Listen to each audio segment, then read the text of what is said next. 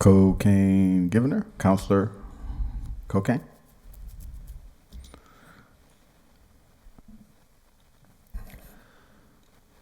Just point of order, Mr. Chair.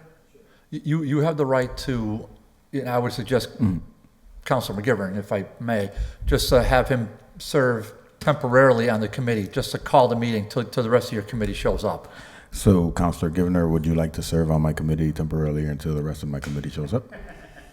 Absolutely. It's a pleasure. I love it. Yeah, and the chair is invoking, just for the record, chair is invoking one of our rules, and Joe, I just don't, just through the chair, Joe, I just don't know what rule number it is, but, because they all got switched. Yeah, I don't know any numbers anymore. Yeah, but that's Well, I'm learning numbers. But that's invoking a city council rule to allow a non-member to sit for purpose of a quorum, okay? Thank you guys for that.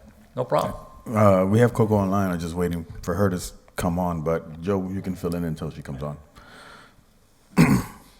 Just point of order again, I just saw, just to the chair, I always like to, the way I envision that rule, because we co-wrote it, is to have the senior member in chambers serve, because. Whoever's the most senior member. Just because, It makes sense. it just makes sense, that's all. Sometimes I'm like, are we sure we're online now? Jeff, Yes, sir. we're online? Yeah, you can start. Okay, just making sure. Oh, Coco's here too. I mean, you can still sit here if you'd like. can't. Okay, perfect. I mean, I can't vote. You can only have one, Okay. and then you, All right, so I can, I'm going to call this meeting to order now at 6:37. Present is Counselor Cocaine Givener, and myself, Israel Rivera, as committee members. And present also are Counselors Joe McGivern and Counselor David Bartley here in council chambers. I would like to entertain a motion to take up item 1 and 9 at the same time.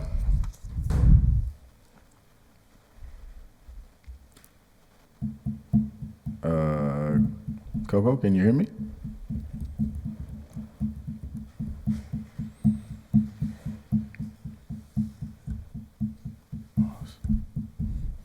Hello?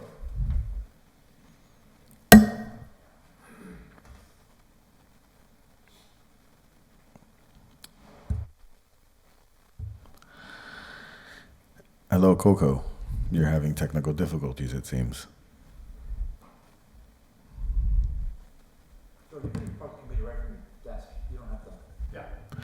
So I think we will entertain having Joe start the meeting until Coco can actually participate in the meeting.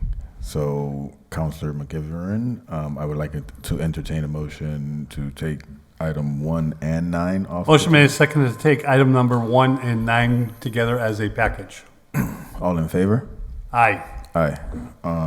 Item 1 reads that was filed by Councilor JOURDAIN and Councilor Tallman that the PVTA be requested to replace their bus shelter on South Street at the South Street Shop Plaza.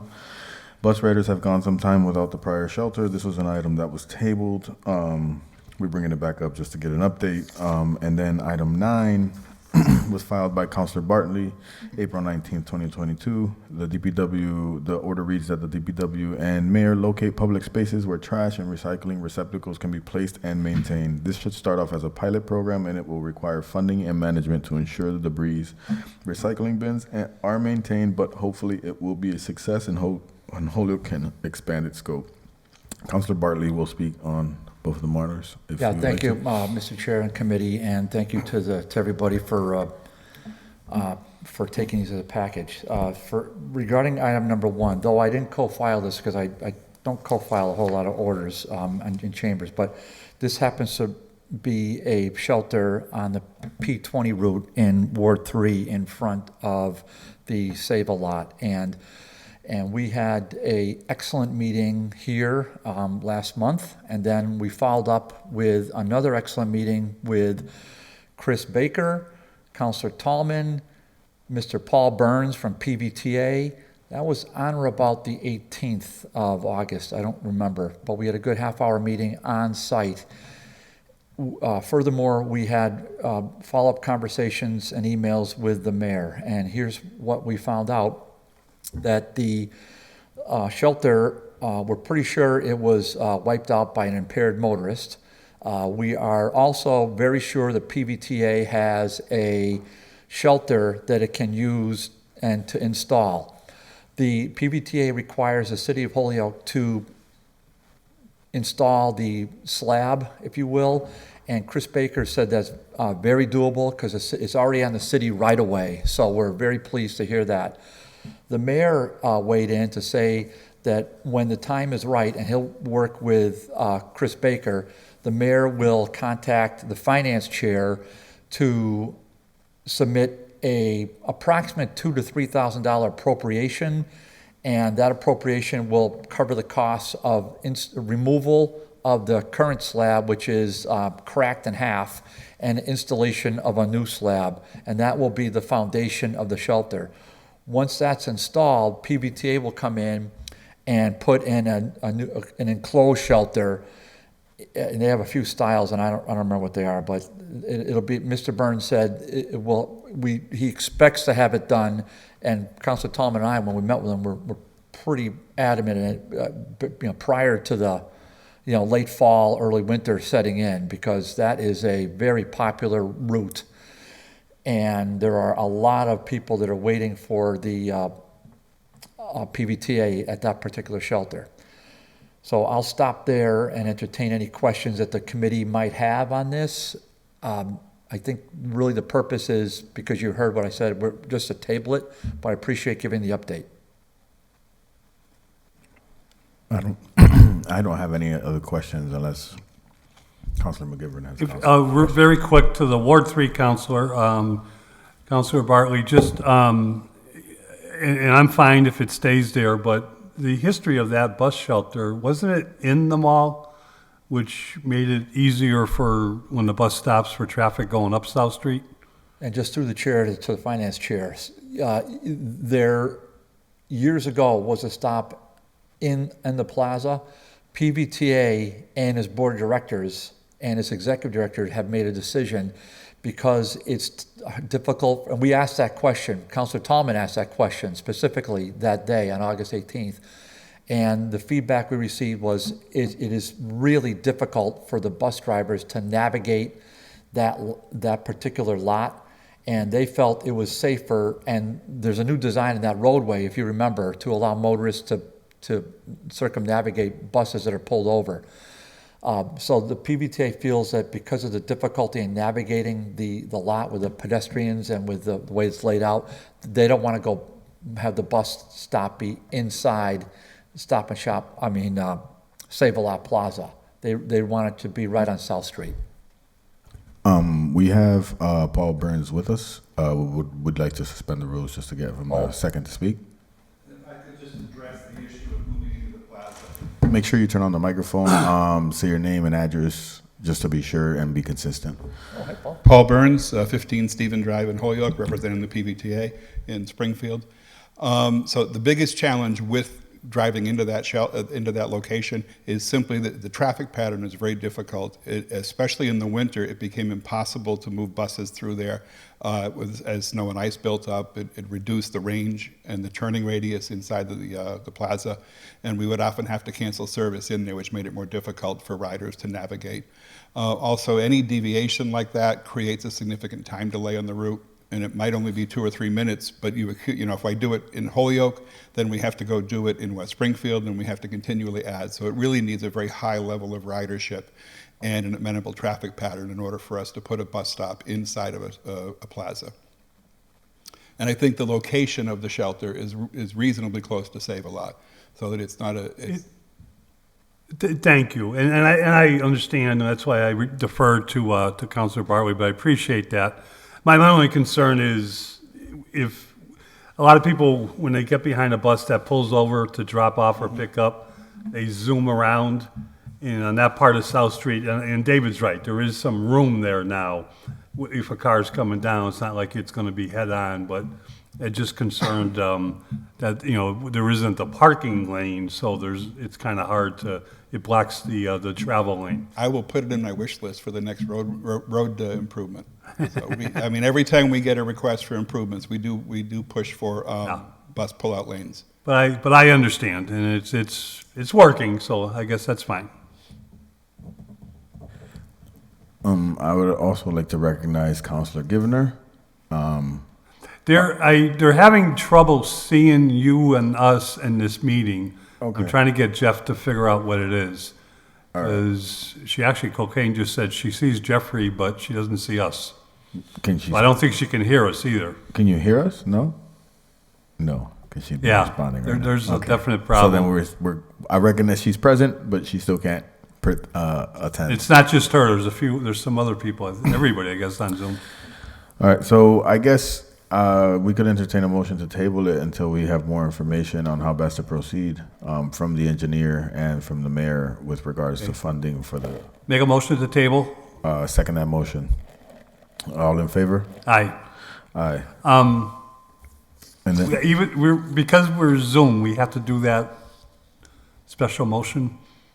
okay, but she's not voting yet. Well, It's just me and you. yeah, we can't, yeah, this is, the When problem she with comes Zoom in, is, when she comes in, then we will be required to do that. okay, When she votes. that's fine. But I need your explanation onto how that works, though. Well, just a point of order. Yeah, just a point of order, Mr. Chair. You can go ahead and say to the acting committee members that you make a motion to suspend the rules that require a roll call vote for the duration of the meeting, period. All right, so then Unless it's final action, right? I don't even think that's even necessary, Joe. Okay, I just- well, I'll make the motion that we suspend the roll call votes for all incidental, type motions and, Hey Jeff, it's Kevin. Can you hear me? Yeah, we're here. we got you now, Kevin. Cocaine, you there? I can hear you, Kevin. Oh, Okay, well, so the party's I can no getting longer started make a motion. now. That's what I'm talking about. You're on this committee, right? The Wizard of Oz did it again. I talked to Jeffrey and he said they're trying to figure it out because one of the computers is on the giving the wrong feed to the wrong screen. Okay, but we got you now. So the other two members are present, it's just we're having a computer problem? Yeah, yes. there's an issue with the computers. Joe, I guess, was in person and. I filled in for Cocaine. I am now going back to my duties of now sitting you go here. back. So that they could In start, peace. because I was getting a intro that they're recording, but I couldn't actually see or hear anyone. My gut tells me maybe you and I should just get this thing going. And then if they. Well, can- they already started without us on the. So they want to start a meeting without us? You can't do that. Well, I think I have no idea. I thought it was a little weird too. Can you hear Thanks for me? letting us know. Yeah, I mean, I got a text from Joe that said we started. Mr. Chairman, if I Chamber can could. hear you guys on Zoom, it's just you can't hear them. I'm trying to get Scott to help me figure it out. Okay. Oh, okay, thanks. All right, so it's, Yeah. So that's where we're at, I guess. Sorry, guys. All right. So what do we do? Okay. they're going to start their own meeting. They are. They are having their own meeting. Just on number 9? Yep. Okay. It's funny that the chamber can hear us, but we can't hear anything. How do we Are sign? you For able what you to, say. I can't. I'm trying to. Jeff, are you able to at least mute them until it gets figured out? You're going to get them very upset if we do things without them. No, I know. I just want them to. Scott's running the school committee meeting right now, which is why he's not here, so I'm just trying to, Okay. hopefully he responds so I can figure out what setting isn't set right.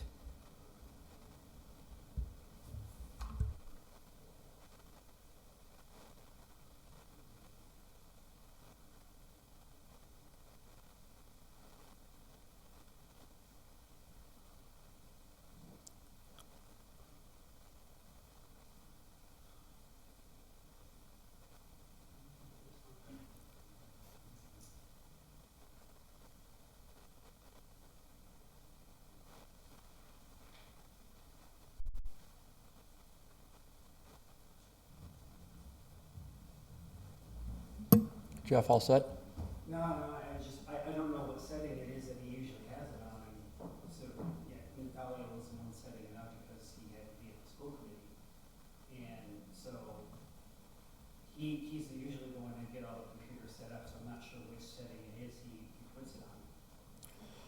Well, just if I may, Mr. Chair, I'll just address number 9. This is an order I filed a little bit ago. I'm grateful that we took it up once. We had a pretty good discussion on August 8th with the engineer, and I think this should be tabled again until we get some more intel from the engineer and either the acting superintendent or whether we get a new superintendent at some point. That would be, I think probably we should wait until that. And I also heard what the chair said to me prior to the meeting that I should communicate this with the Mayor's Advisory Committee, in which Councilor Rivera and I are both members. And so I will communicate that this is pending further clarification from the city engineer and from the superintendent of public works. But the issue is far from dead. It's quite the opposite, because as the chair is aware, and I think most people of the public, the mayor is certainly trying to make a priority of getting Holyoke a little more presentable in terms of litter. And you'll see that the mayor is not the only one. The mayor certainly influenced what's happening in Chicopee, because they're attempting to do the same thing as well. And I know other communities are striving for this goal. I mean, I'm not saying we're going to be Walt Disney World, but hopefully at some point we can be a little more attractive to pedestrians. So I would just say in sum, we certainly want to keep this on the radar. I will follow the advice. I will email the chair of the Mayor's Advisory Committee, and then once we get a little more feedback from the Department of Public Works, we can have a in-depth conversation. And I'll take any questions if there aren't any, but my hope is that we'll just table it for now. So I don't have any questions with regards to that order. We spoke on it before. I think it's an awesome order. But I think we could table it until the next time. But I kind of don't want to continue moving forward until we kind of figure out what the situation is, because I'm feeling like other counselors are getting upset that we're continuing. I'm letting them know we're just tabling 1 and 9, and then we can you can make a decision, Mr. Chair, after that. Yeah. May I suggest that? All right.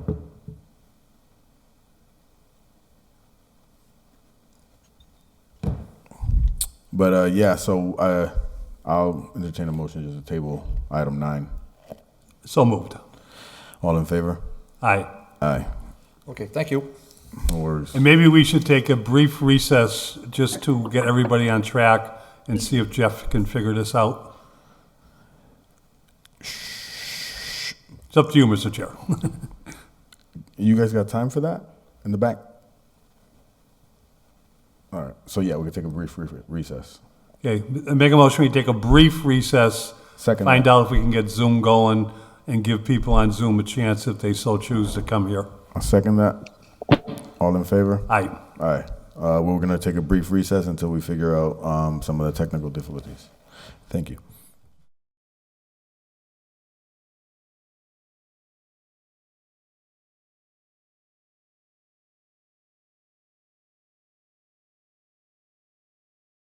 Okay, so we'll be reconvening this Public Safety Committee meeting here at 7:08 p.m. We had to stop earlier due to technical difficulties. Currently, now in person, we have Counselor Cocaine to help us make quorum, and then we have Counselor McGivern. Counselor Bartley had to step out. Online, we have Counselor Linda VACON, Counselor Kevin JOURDAIN. And I believe Jose Maldonado Velez as well. I would like to entertain a motion to take up item 2. Motion to take up item 2. All in favor? Aye. Aye.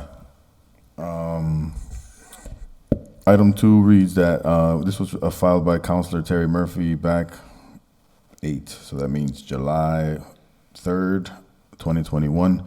Order that the Public Safety Committee meet with representatives from ROCA to discuss the benefits of the program, both to the participants and the city, and to see if there are other things that ROCA and the city might partner to do.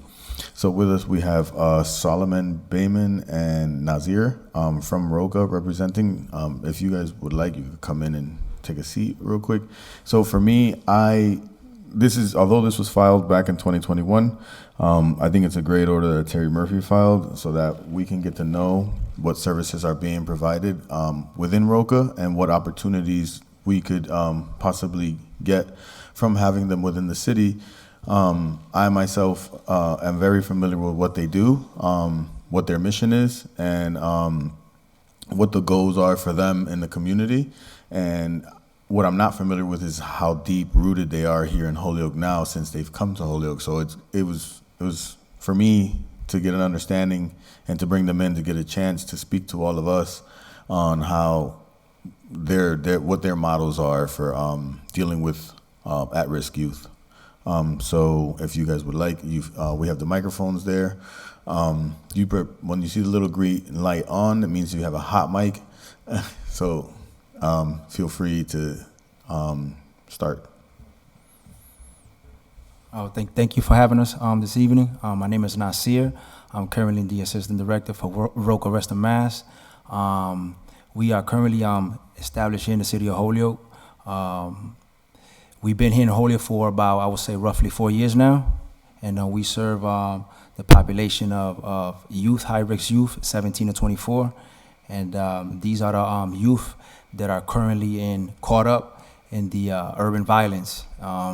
We have a relentless outreach model, and we focus on, engage institutions, which helps us, reach out to these particular youth, so that way we can help them in transition to a better lifestyle.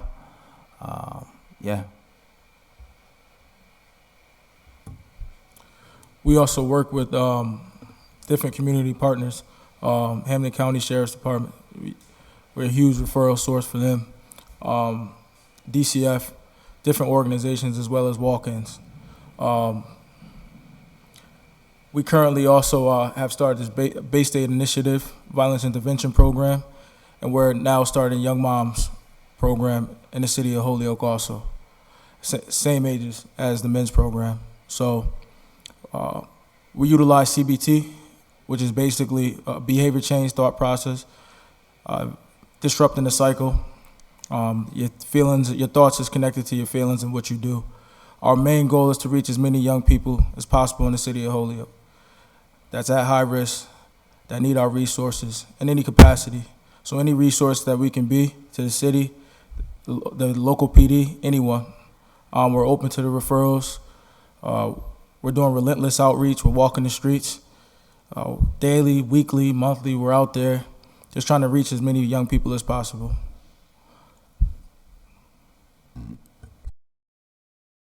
Questions. I just want explanation, because then when we start asking questions, it's going to be a lot of questions probably. I got one more thing. Go ahead, see. Our current caseload is 72. We currently serve 72 young people in the City of Holyoke. Okay.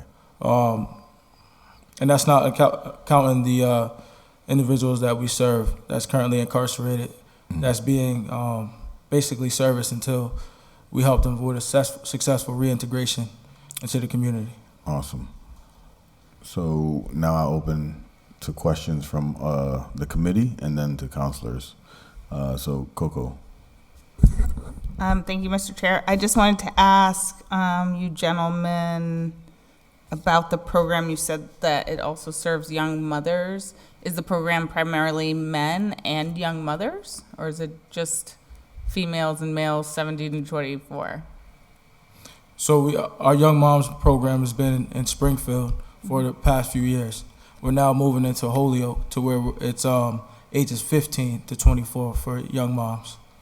And similar curriculum, similar programming, still highlighting CBT, but a lot more, I would say, wraparound services for the young moms and support, daycare, more interaction with DCF, and just a bit more resources as far as shelter and things like that. Can you get a little deeper into what Wraparound Services means? Because I know what it means because I worked for SSYI in the past, but I'm not sure everyone else knows what the idea is with Wraparound Services and with cognitive behavioral therapy, CBT.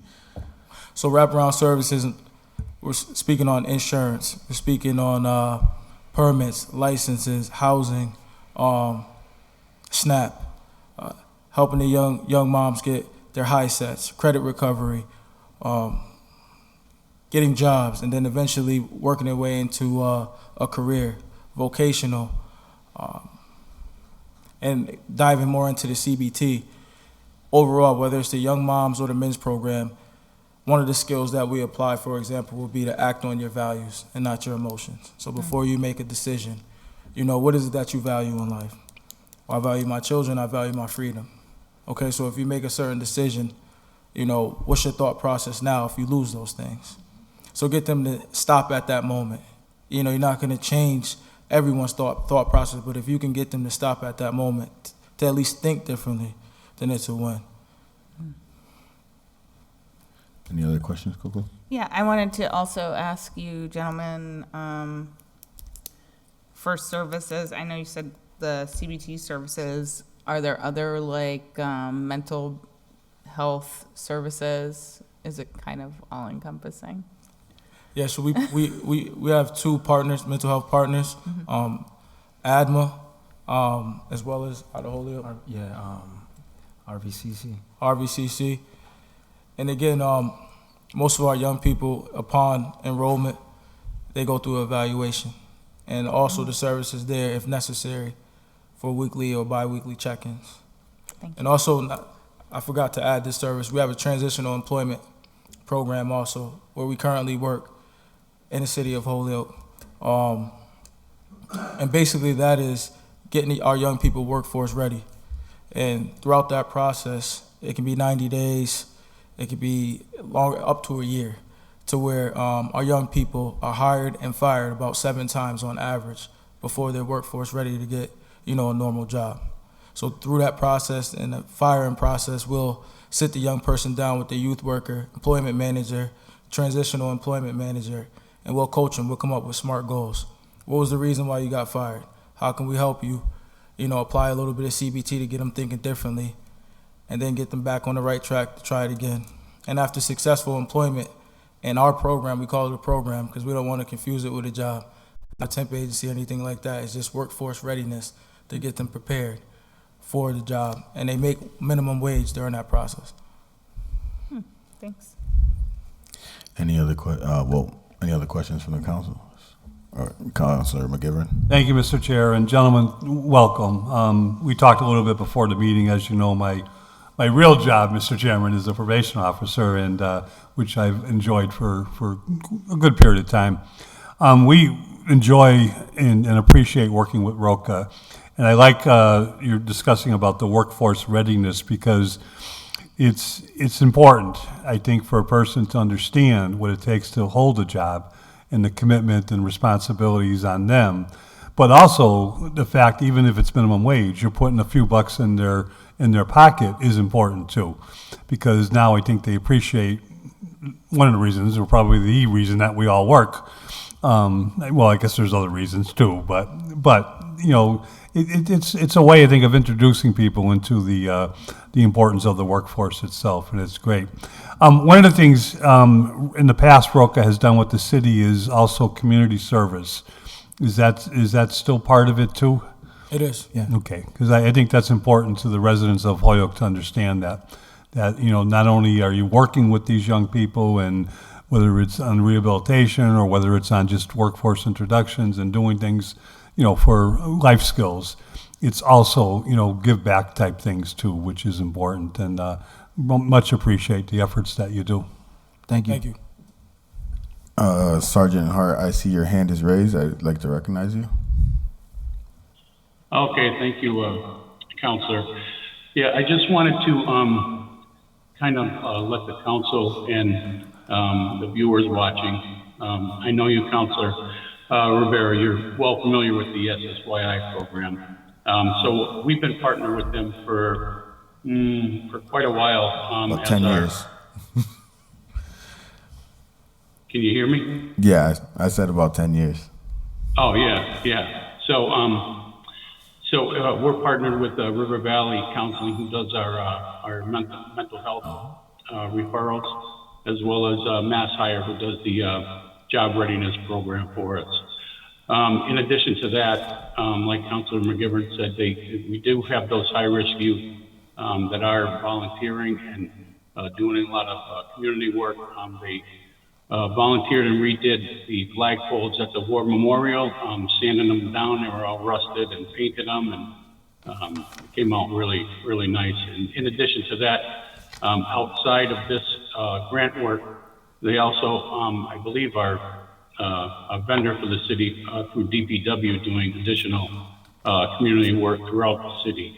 They cleaned up behind the skating rink up there by the basketball courts, and helping out with the Park and Rec department as well. But with the SSYI program, it's the high-risk youth. It's the bad guys of the bad guys. And a perfect example is when we had our cameras working over there on Chestnut Street. We were watching those cameras, and we saw a whole big group of people. So we were getting ready to send a unit over there to see what was going on until we turned. One of the individuals turned and had a big ROCA sign on their sweatshirt. So we knew that they were out doing their referrals. And like Solomon said, and Nasir, they are relentless. They're out there. We're giving them referrals through the jails and through our internal systems, and giving them referrals. And they're going out there and trying to get a hold of these young guys and bringing them in and to try and change your way of thinking, which is that CBT training. So I just wanted to acknowledge all the work that they do, and we appreciate them being a partner of ours and helping out our youth here in the city. Thank you. Thank you, Sergeant Hart. So Cocaine has a question as to what SSYI is. SSYI is a Safe and Successful Youth Initiative. It's a grant that was developed by Governor DeVoe Patrick when he was the governor then. He was funding it. It was a lot more then. It's shrank over the years. But at once it was his own institution or its own entity in collaboration with the police department, RVCC, and Mass Hire. But ROCA took it over, and now they're doing great work with it, with the students and the police department and RVCC. So is that the funding that started ROCA? No, ROCA came from Boston. They started on their own on a different, larger scale. Their model is unique and in a sense, and for me, it speaks kind of volumes just because I'm a former ex-felon as well, and they're a lot of the people that they employ, their background kind of fits the model. You have a lot of people in positions that are actually modeling what it is to be an employee and to work and to lead as an actual leader that's been in certain situations and backgrounds. I don't know if anybody wants to share with regards to you guys what your backgrounds are like or anything like that. That's up to you guys. But for me, it's one of the reasons why I feel like the program is able to do the work that it does because of the genuineness with regards to the staff that they have. But yeah, anybody else have any questions? I'll speak on behalf of the relatability that you were referring to. Just being a Springfield native, but half my family, in Holyoke, going back and forth from Springfield to Holyoke, that relatability piece for the young person, being a minority man. I worked formally last year in corrections, Department of Corrections for Connecticut. And during that time, I was a deputy warden, and I took an early retirement to come to ROCA to service these young people. At a certain point, you can only utilize or give certain resources while in that capacity or in that role as, a correctional officer or a deputy warden before, it can be seen as undue familiarity or crossing, policies and procedures. But I was looking and kind of trying to focus more on, like, how do I disrupt that cycle? I've working out here for about 15 years. How do I disrupt it? And I came across ROCA. So it's more or less now working within my purpose, like, Councilor Israel Rivera said, he said, we have individuals that are also employed with us, that took different paths for whatever reason. And together, collectively, we serve these young people. We lead by example on any side. Backgrounds definitely, are examples for them, but they see us today, and where it's a joint effort. Like Sergeant Hart said, it's a partnership with the PD, Wraparound Services, and just being able to see, a diverse, unified front, all there for the common purpose of serving them and helping them, better their lives as best we can. That's awesome. Thank you, guys. So, for me, again, bringing you guys in was to be able to give a breakdown for some of us, from some of the other counselors, and for the community overall. A lot of this will be posted on YouTube and on our website, so people will be able to have the chance to come and view it and get more information on you guys. If anyone has referrals or anything, feel free to reach out to ROCA too as well, Nazir and Solomon. Thank you guys again for coming. Yeah, that's pretty much. Thank you guys for having us. Yep. Appreciate the opportunity. Thank you all. 384 High Street. Right under the Whitley's boxing gym. Yeah. Right down. Yeah. All right. Thank you. Thank you, guys. So I'll entertain a motion that the order Thanks, guys. complied Motion with. that the order be complied with. Second that motion. Thanks. All in favor? Aye. Aye. Oh. Motion to take up item 3. Second. All in favor? Aye. Aye. Item 3 was filed by Councilor JOURDAIN and Councilor VACON. Order that the police chief and fire chief have baby safe haven signage at all manned police and fire stations, and ensure effective procedures are in place to comply with Chapter 227 of the Acts of 2004. Councilor JOURDAIN and Linda, Councilor VACON, if you guys are present. Yep. Yes, Can you hear me, thank you. Mr. Chairman? It's a pleasure to see have you guys here with us. Oh, good. Yeah, likewise. Hope all is well. Yeah, hope all is well. First thing up on this one is that this has been now complied with. Same with item number 4. The police station now has the new baby safe haven signs. They've taken the effort to put in good solid policies relative to this. They're also now have some new coding to see if they can now track statistically if they have any abandoned children that could be left at the police station. The fire department already have the signs up and have the policies in place. So I think we're good there. And then the last is Holyoke Medical Center has the signs up, and they have for quite some time. So I think we're in a good place. We're just trying to get out more public awareness about the beauty of this law, so that a parent who would even consider something like this knows that, they can come to the police or the fire or the hospital, no questions asked, and they can bring a newborn 7 days or less, as far as I'm concerned, even later than that if they had to. I don't think anyone's going to really question that, and not make the fateful decision to abandon a child. So the goal here is to keep children safe, and I think if we can bring more awareness. This is rare that this happens, but it does happen, and I know there was one in the last 10 years at HPD, but I think with our better tracking, we'll be able to keep better statistics, but we hope other communities also get the word out about this important law that was passed. So I think both of these could be, 3 and 4 could be complied with, Mr. Chairman, if there's any question. Councilor Givner. You couldn't even say it right. You couldn't even say it right. Councilor Givner. Great name. McGivner. Yeah, I'll make a motion. I just wanted to mention that was going to be my question, is how frequent does this happen? So I'm happy to hear that it's not something that we worry about frequently. But on that note, since there's signage now, I make a motion to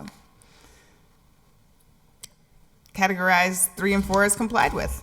All right, motion, second that See, motion. Linda has her hand up. Oh, go ahead. sorry. I didn't see that. I'm sorry. Go ahead. Thank you. I didn't have my hand up originally, but I just want to let both our fire department and our police department and Holyoke Medical Center that we really appreciate this, because if somebody is in a really desperate circumstance, I signed on to this order with Kevin because just to make sure it's known in the public that it is an option, so people hopefully make the safest choice if they're in a real distressed and emergency situation. So thank you for taking it up. No, it's a great idea. That's why I put it on there. And I had thought we spoke about it before on a prior With the meeting. fire department, they came in. But it was, yeah. right, it was just the fire department only. Now you guys have police and Holyoke Medical Center. Yeah. So that's awesome. And I see Chief is on. I don't know if he wants to Yeah, say it. if he wants to speak on the matter, I'll entertain suspending the rules for him to speak on it. But he doesn't have to if he doesn't want to. Right, That's up, right. But anyway, just appreciation. Thanks. yeah, I don't see his hand up, so I don't think he wants to make Okay. a comment. It's okay. I'm going to take up item 5. First, the other one is complied with. Second, all in favor? Aye. Aye. Okay, motion, second the motion to take up item 5. All in favor? Aye. Aye. Item 5 was filed by Councilor McGee that the legal department review the alleyway near Fairfield Ave to determine if this is city property, that DPW repair the fence and alley from its vehicles going through. I remember this one. He's not present, so I feel like maybe we should table it until he's actually here to speak on the matter. And I think, yeah. I don't think the law department's here either. I'd just rather wait for the person that maybe. Mr. Chair? Yes. To note that there's a memo on your table with a little bit of feedback on that. Okay. Okay, here we go. This is the good stuff. 5. Okay, so for item 5, this item was left for an update for Chris to see about getting dirt applied to the entrance of the alleyway to level it out. Because Chris will not be. So, yeah, we're going to have to table it because Chris cannot be in attendance today anyways. He has another meeting, I think he has a DPW commission meeting Okay. that he had to attend. So, yeah, we'll just table it for the next time. All right. Motion to table item 5. Second. All in favor? Aye. Aye. Motion to take up item 6. Second. All in favor? Aye. Aye. Item 6 was a communication from Councilor Maldonado Velez regarding 988 number. Is Maldonado Velez still with us? I cannot I think see. he wasn't feeling well. I'm not feeling well, but I am still here though. Ooh, he's a champ. That's what I'm talking about. So go ahead and group a brief elaboration on this. Yeah, thank you, Mr. Chair. So I had put in this communication in when I had put in we had put in the community responder model, a conversation order that we had. But this is just a number that has been rolled out back in July. Is German alternative to 911. It's actually connected to the National Suicide Prevention Lifeline. So if anyone that's in emotional distress or suicidal crisis, again, it's just an alternative to 911. Because it'll just give them the resources and the emotional support that may be needed to deal with a situation that may not necessarily require police intervention. As far as it is National Suicide Prevention Month, so I think it is perfect time that we actually took this up because our city is not immune to suicide. We do from all ages, even younger, as of recently. So it's definitely something that we're dealing with in our community. So having this alternative number to the long number that used to be the National Suicide Prevention line, I think is great. When it first rolled out back in July, I guess there was like 3-minute waiting periods. Now the waiting period is down to like about 40 seconds. And they've helped about 90% of the people that have called in. As far as the relationship with the police, like just to say that if the situation does need for it, that's not going to be called. It is connected. So if someone is at risk of suicide, there is still the connection with the police. So it's not. It works in conjunction with it. It's just like the first step before we actually do police here for the situation. So I just wanted to communicate that so that all the members of the council know of this new number that the members of the community can utilize if they're going through any distress, because there's a lot happening right now. We're still at the end of the pandemic, and I think having that support, all the support that is out there is great. So that's it. Councilor Given has a question. Thanks, Mr. Chair. Councilor Maldonado, I just wanted to know if this is already somewhere on the city website or publicized by the city, the number? I actually don't know. I know on the Massachusetts website there is. There's a whole Q&A on there, but I don't believe it exists within our city website. Okay. Thanks. Maybe we could get the link from the state website and put it on our website, so that way someone could just click on it and go straight to that website. I mean, I don't know. Jeff Anderson Burgos raised his hand. So You don't have to raise your hand, Jeff, with me. I'll talk to a couple other departments and determine where the best location on the city website would be to put this information. Okay, champions. You know what I'm saying? That's it. We didn't even have to file an order. That's what I'm talking about. So I entertain a motion to make the order complied with. Motion that number 6 be complied with? Second. All in favor? Aye. Aye. Motion take up item 7? Second. All in favor? Aye. Aye. Item 7 was filed by Councilor McGee, that the City DPW Public Safety Committee review and determine how to close Wyckoff Avenue from Northampton Street. So are we tabling similar to that on 202. Yeah, we could table that, but there is a little bit of communication I have. Was tabled at the last meeting, given 6. to explain the intent. 7. To provide some details. I'll follow up with Chris. No. So because Todd is not here, yeah, we should just table it because they would like us to have more details, but Todd is not here. All right. Motion to table item 7 until Councilor McGee is available. Second. All in favor? Aye. Aye. Entertain a motion to take up motion item to 8. take up item 8. Second. All in favor? Aye. Aye. Item 8 was filed by Councilor VACON. The order reads that traffic flow on Kane and Vermont Street be evaluated to reduce congestion during pickup and drop-off times at McMahon School, and that buses be routed from Homestead Ave rather than Vermont Street, and that consider the number of buses needed as it appears fewer students are using the bus service. This item was tabled from August 8th meeting. I have a letter or a note from Anthony Soto that I want to read in, and then I'll get to Councilor VACON. From Anthony Soto, I will get the bus company to send someone over to McMahon to monitor, pick up, and drop off, and offer up any recommendations that may help traffic flow better. We also reviewed bus utilization and buses. There is no opportunity to reduce the number of buses. See below for more information. How many buses, large and mini, that we have on the road.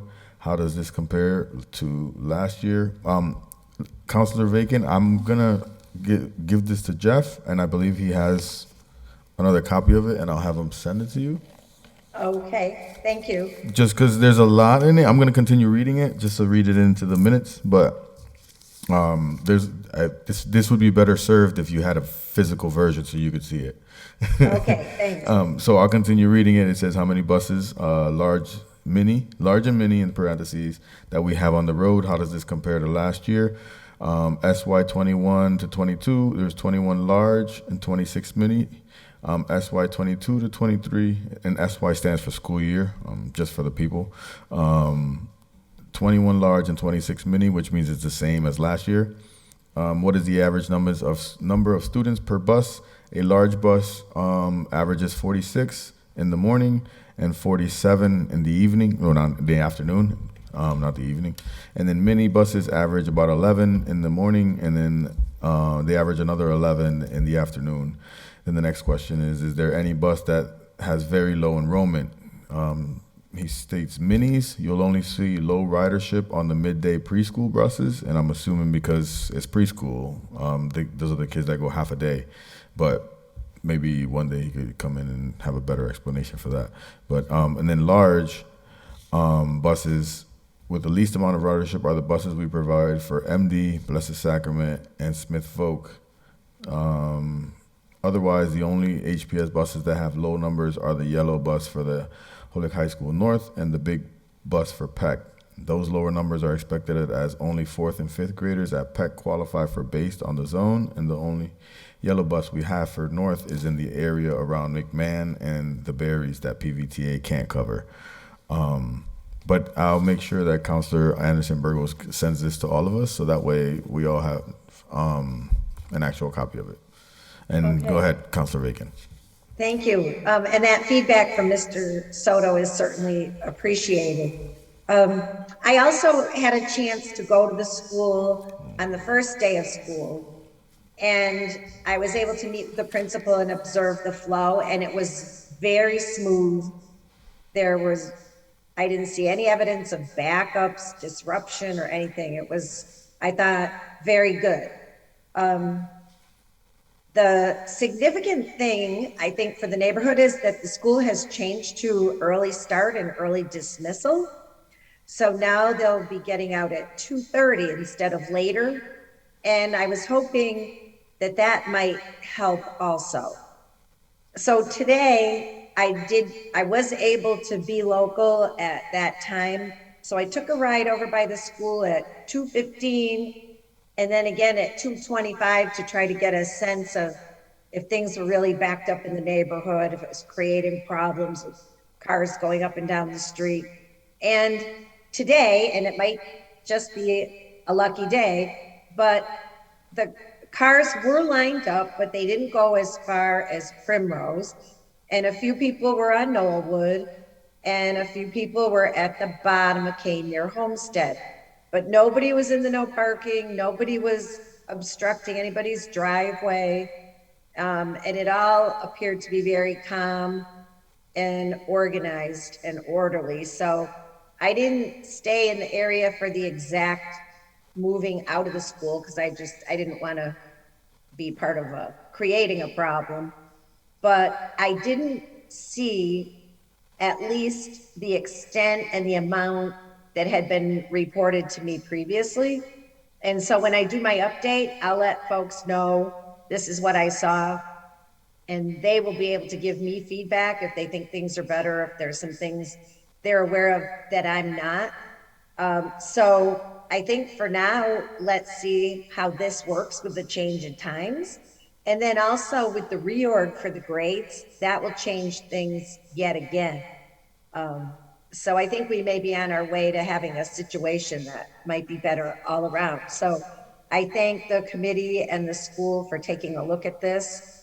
And I think we're in a better place now, perhaps, than we were in the last couple of years. Thank you, Councilor Bacon. So is it okay that the order be complied with for now? I believe so, because I can file another step if it seems warranted. Hey, I was going to mention that too. With the reorganization of the schooling, a lot of things are going to change now. Right. Not to say that much is going to change at McMahon because they're already K to 5. They're but K to 8 still. No, they stopped 2 years ago, I believe. Yeah, or the year before. Well, They're K to 5 now. The only K to not 8 huge. school I believe is Peck.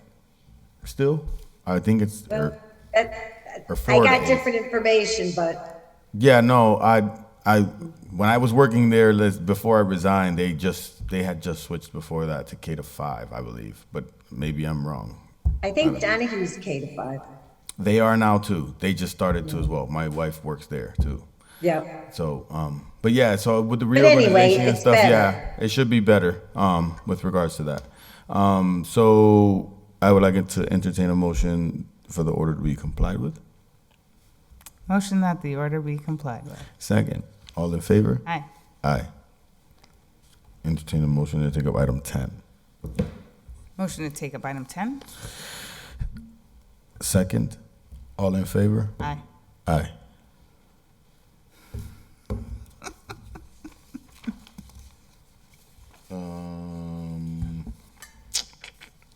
Item 10, filed by Councilor Jourdain, co-sponsored by Tallman and myself. We order that, the file reads that the City Council and Mayor, in conjunction with our department, has developed a comprehensive clean initiative that develops a strategy to clean and beautify Holyoke by providing the plan and resources to get it done.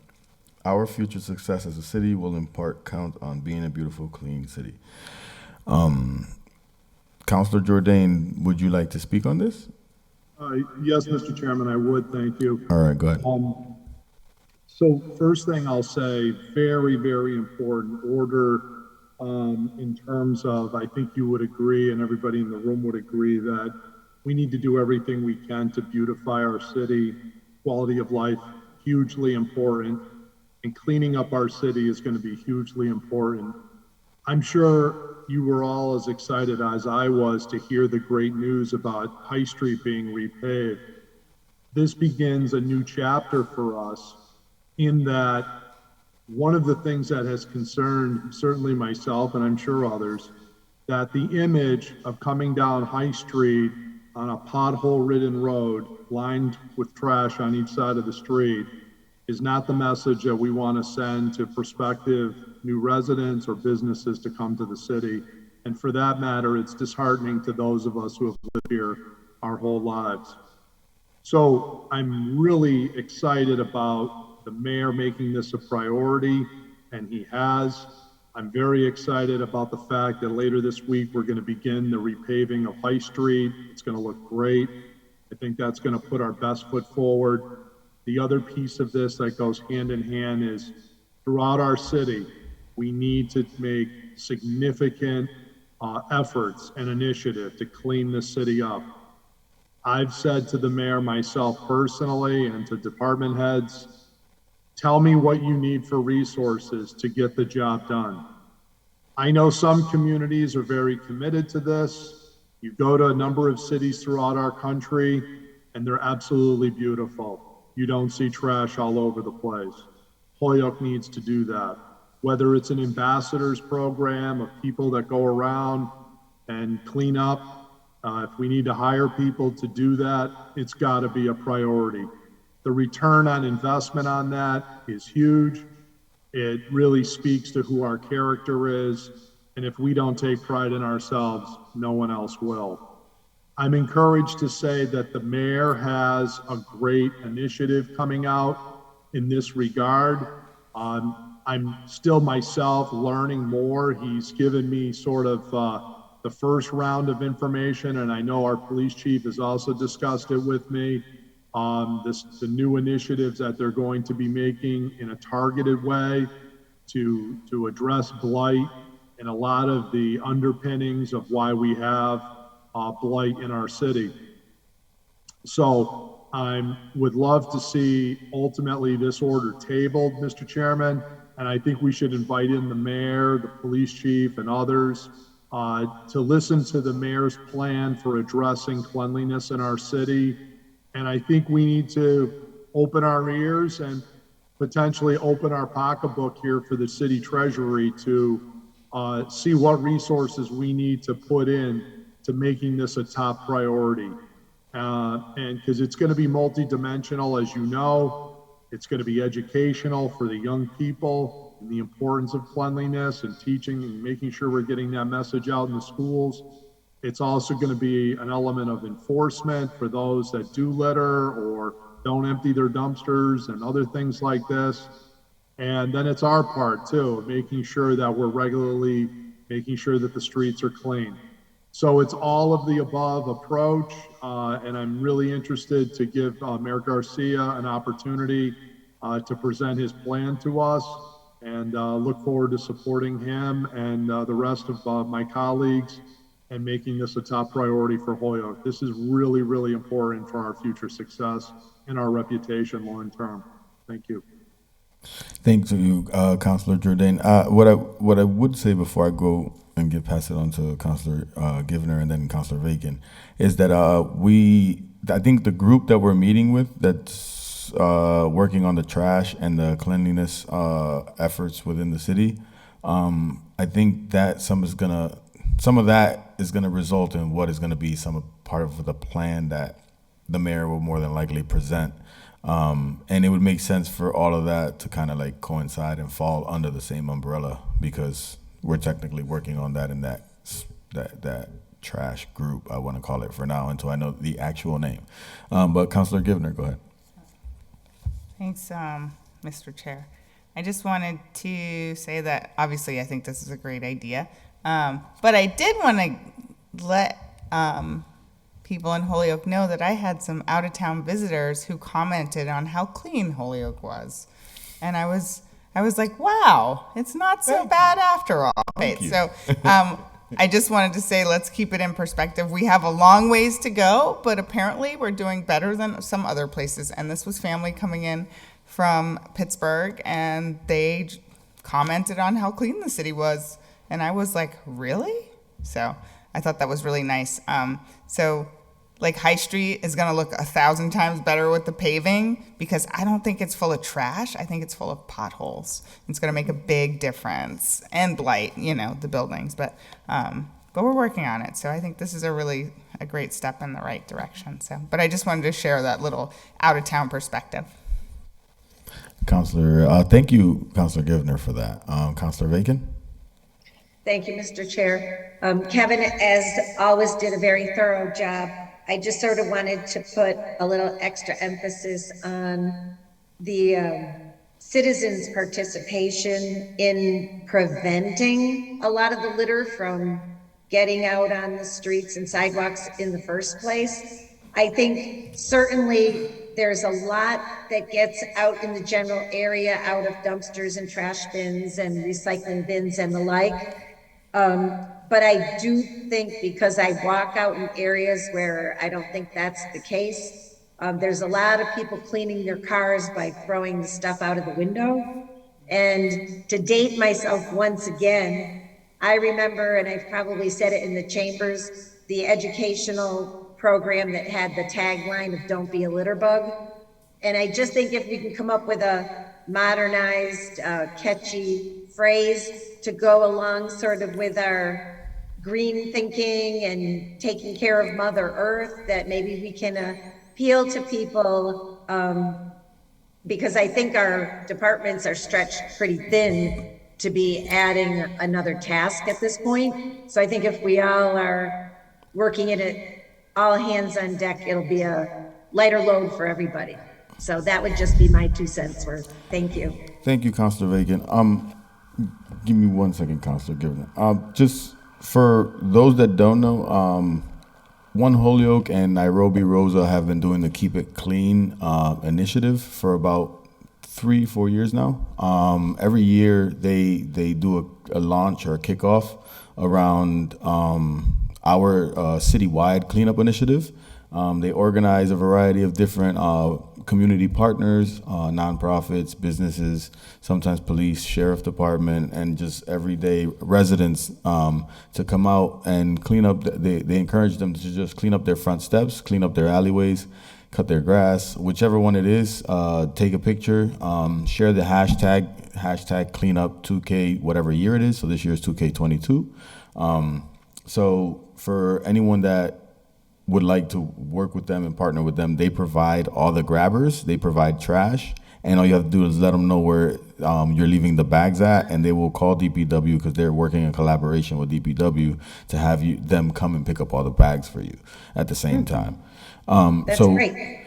So just, it's been happening. I think is helping them spread the word and growing the program citywide, a lot larger, so more people are involved, will kind of like not actually solve the issue, but at least it's a step in the right direction, like Kev was saying earlier.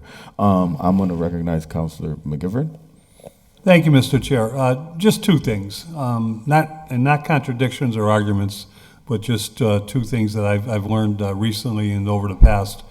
The first thing is I agree with what Councilor Jordan is saying, and I think all of us are happy High Street is getting repaved, but there's a downside to it, and it's sad because we were led to believe that DOT, the Mass Department of Transit, was about to do a major project in downtown Holyoke this coming year. This actually originally this year, then we were told it's next year, and that was supposed to be for the commercial district here, the redoing of lights, the redoing of pedestrian lights, which right now we have a pedestrian cross single. When the light turns green, it says run, because you got a few seconds to get across the street before the cars start turning left.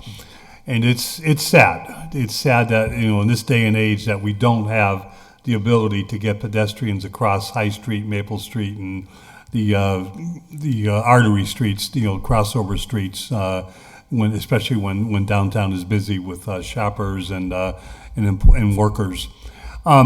It's the sad thing is that again has been pushed off, that project, and so that's why I think part of a good reason that the DPW is going to do this initial paving of a street that desperately needs it. But I also learned that that study, although it's back in the design phase because they terminated the design contractor for the original project for, I guess, good reasons, but it's gone back into a design phase, and parts of the proposals were to actually take out traffic lights, which I don't get, because they say traffic numbers are down. And that still doesn't justify me what are some dangerous intersections, because of the streets like Appleton Street, Dwight Street, Cabot Street are crossovers in the city with through traffic going both ways. And that's what to me always justified those stop traffic singles. But unfortunately, we need to get pedestrian safety in there too. Because it's back in design phase, we should have opportunities at hearings to meet with the state and talk about what is important for this entire area. On clean initiatives, I've always supported clean initiatives. When my knees worked a little bit better, I wasn't afraid to go into the alleyways on given Saturdays and do some cleanup. But one of the drawbacks, not with clean initiatives are important, but one of the drawbacks is, and I hope Councilor Jordan, when he talked about the chief of police, is we are not enforcing a couple things that are very important, because the litter and trash downtown isn't just from people dropping things. Years ago, we did a Green Holyoke study that proved that we are a wind tunnel, to start with, an explanation, that proved that a lot of the trash is coming out of dumpsters in apartment buildings that are being left open, overflowing, and the landlords are not being ticketed, and the landlords are not being forced to have those dumpsters picked up more routinely. And I'm sure that one of the reasons they don't do it is because it costs each time you get the dumpster picked up. And that is a big contributor to the litter and trash downtowns. Likewise, the illegal dumping of items, tires and mattresses in alleyways, and then trying to force the residential landlord to be the bad person, to have them clean up something that was illegally dumped behind their house, is not being addressed the way it should be either. And I hope that we look between the Board of Health and the Police Department for help on these items, because it's major, and I think it's important to anybody who is willing to go out and do some cleaning, whether it's in an alleyway or in a neighborhood or a vacant lot, that the city is also doing their job enforcing the codes, enforcing the laws, and going after people who illegally dump in our city, or who don't take, as a landlord, the initiative to have those dumpsters picked up when they need to be picked up, not when they feel like it's a cost-effective time to have them picked up. But the effort's great. The goal is what we all want, is to keep Holyoke beautiful, and I get it, but we need it to be from all fronts, not just from clean initiatives. Thank you, Councilor Givner. I'm McGivern, my bad. I'm off today. So there's two things for me, right? I agree with the wind tunnel theory, right? It's proven, has been proven. I've seen it on High Street myself, just walking and having a windy day, and you see the trash just flowing around. The other thing in the flats, the wind tunnel effect is the same, and a lot of people have chain linked fences. So the trash that's not necessarily their trash gets caught up in their fence. And then, like, some homeowners have actually got tired of actually cleaning after it, and they leave it there sometimes. But I think, again, like, there are different things that we're working on in that trash study group, the trash recycling study group. And I think one of the things that could help with mitigating some of that is finding a different way of doing the trash service overall. Like, I don't have the right size trash bin, so I throw the trash bags outside. If my trash doesn't get picked up that day, overnight, I have to bring it back in, because if not, the squirrels or something will chew it up. Not everyone does that. So ultimately what ends up happening is the bag gets torn up, the trash goes out, and then the wind just takes everything. So, like, even in communities where there isn't that many buildings where there's dumpsters, there's still trash because the animals are getting to it or whatever it is with regards to that. So if we come up with, we're trying to work on a better, more effective trash system that kind of tries to mitigate that issue or that situation.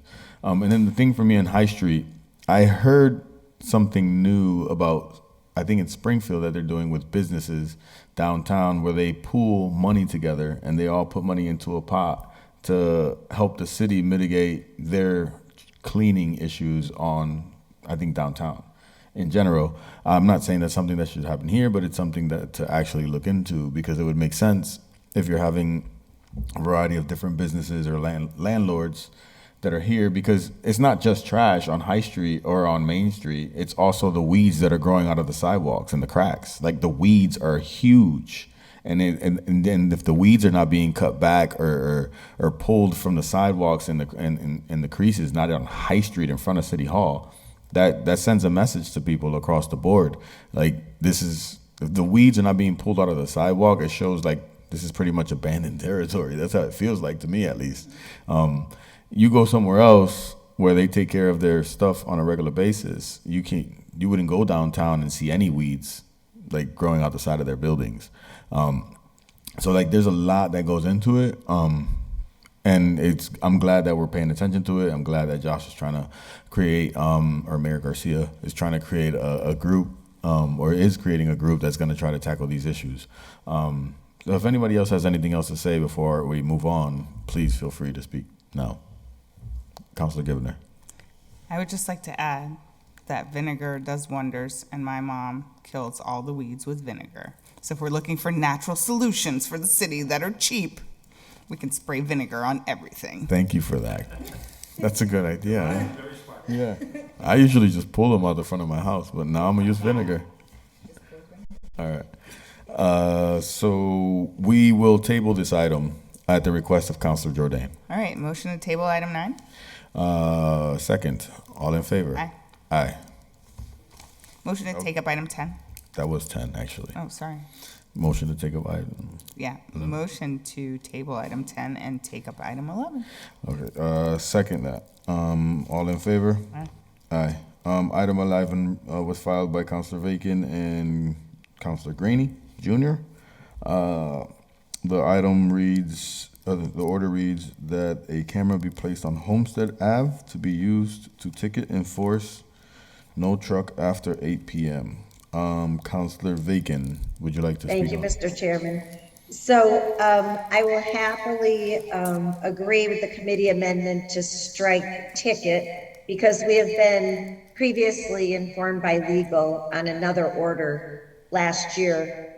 And my intention wasn't that there would be automatic ticketing from the camera, but more that we would know which companies are not aware or are still not complying with that limitation between 8 p.m. and 6 a.m. on Homestead going south.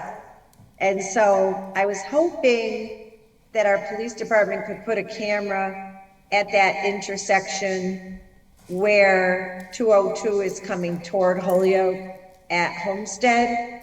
So more for a monitoring and compliance and communication, and then enforcement through companies if they continue not to comply with our ordinances.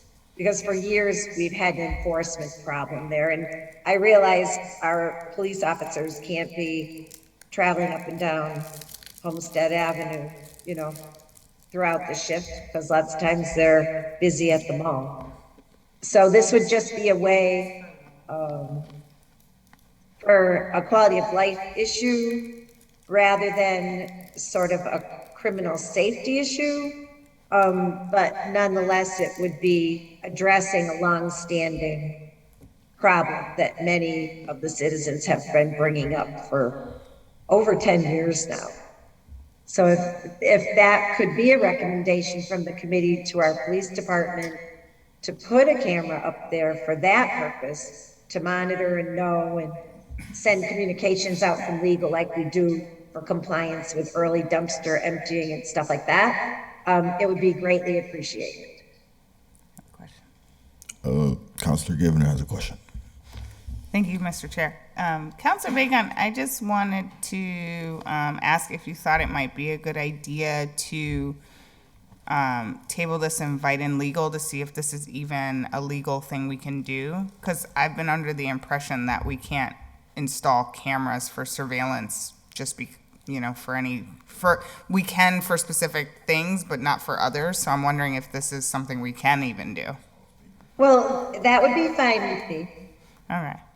I know on the ticketing we can't, so. Right. Yeah. I also have a question with regards to like on Homestead. Which part of Homestead is this, real quick? So if you're coming from 202 toward Holyoke from Westfield, Okay.